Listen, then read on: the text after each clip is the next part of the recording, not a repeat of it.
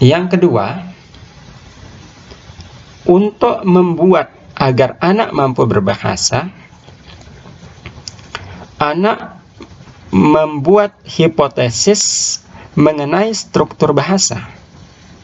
Dalam hal ini, seorang anak sejak lahir telah dibekali alat pemerolehan bahasa. Ya.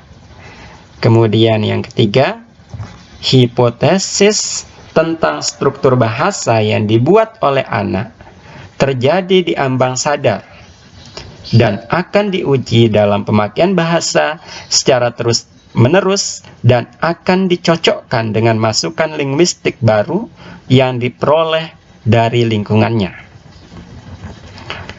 Pandangan yang keempat dari Chomsky, yakni belajar bahasa bukan sekedar tanggapan terhadap rangsangan dari luar dalam proses pembentukan kebiasaan, melainkan merupakan proses kreatif yang rasional dan kognitif. Pandangan Chomsky ini mendapat dukungan dari beberapa pakar, termasuk di dalamnya ada Dulay, kemudian ada Birch.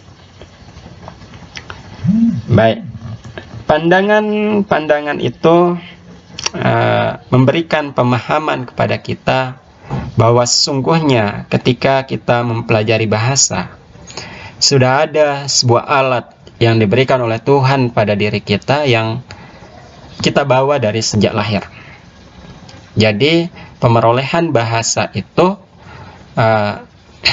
bukan dari proses stimulus respon. Itu jika dikaitkan oleh pandangan teori kaum kognitivisme. Pendapat pakar lain terkait dengan teori kognitivisme ini adalah Piaget. Ini Piaget ini juga termasuk yang memiliki aliran kognitivisme. Menurut Piaget, ya, Piaget ini juga dikenal sebagai pakar bahasa, ya. Pakar bahasa sama dengan Stephen Krashen, dia juga pakar bahasa. Piaget berteori bahwa pada masa kanak-kanak terjadi 4 kategori pemanfaatan kognitif dalam perkembangannya.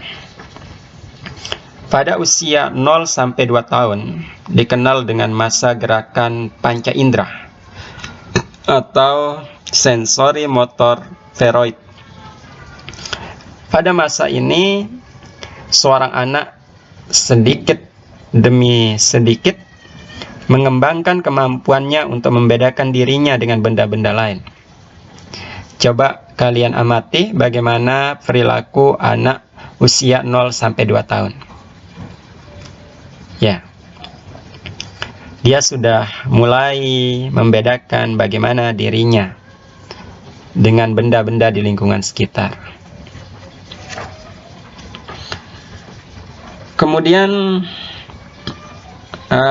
pada umur 0 sampai 2 tahun ini, seorang anak belajar mengembangkan dan mengatur kegiatan fisik dan mental menjadi rangkaian perbuatan yang bermakna. Ya, bagaimana dia mulai belajar merangka itu pada umur ini. Kemudian pada usia 2 sampai 7 tahun atau sering disebut dengan usia pra-operasional atau tahap pra-operasional, pada masa ini ditandai dengan anak menjadi pusat tunggal yang mencolok dari suatu objek.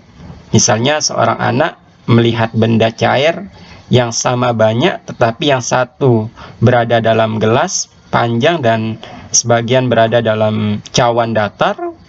Anak akan mengatakan bahwa air di gelas lebih banyak daripada air di cawan datar. Pada umur ini, seorang anak masih sangat dipengaruhi oleh hal-hal khusus yang didapat dari pengalaman penggunaan indera, sehingga ia belum mampu untuk melihat hubungan-hubungan dan menyimpulkan sesuatu secara konsisten.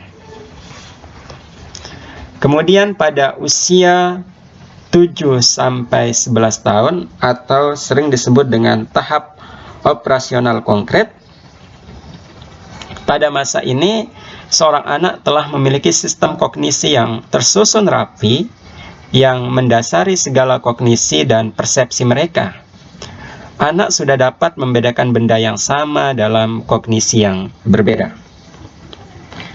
Seorang anak dapat membuat kesimpulan dari suatu situasi yang nyata atau dengan menggunakan benda konkret, dan mampu mempertimbangkan dua aspek dari situasi nyata secara bersama-sama.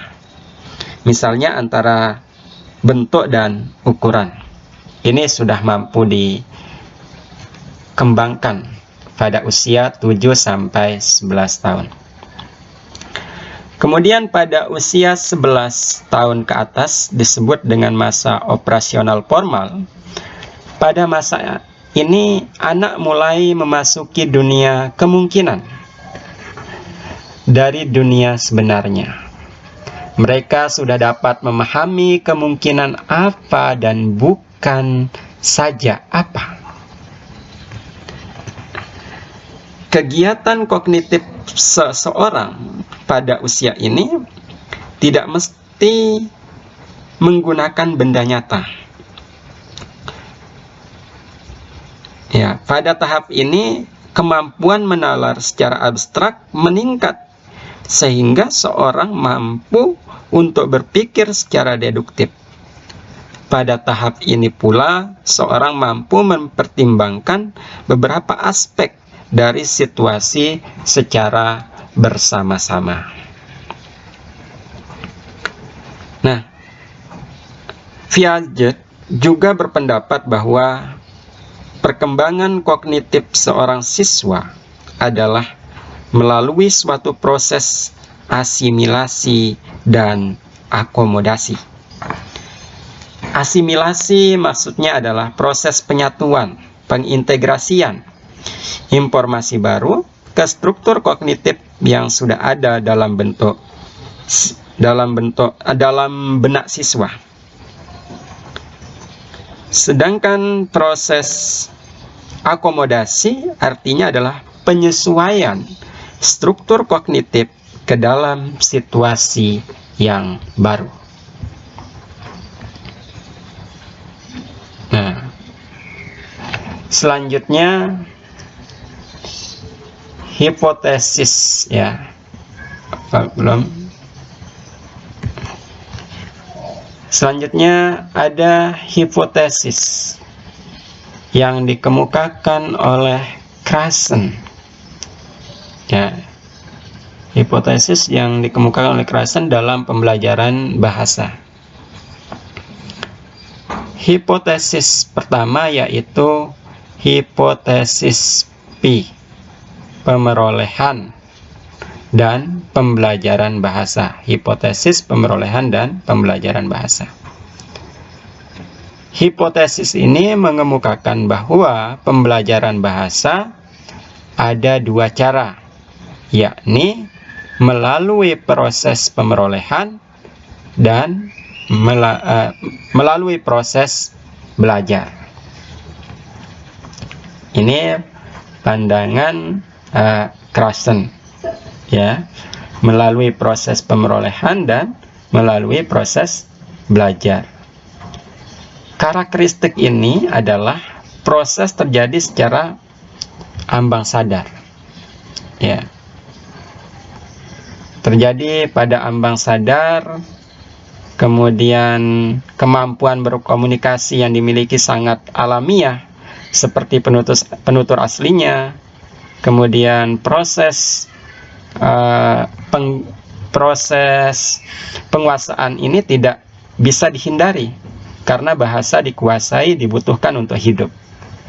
Anak tidak memiliki pengetahuan tentang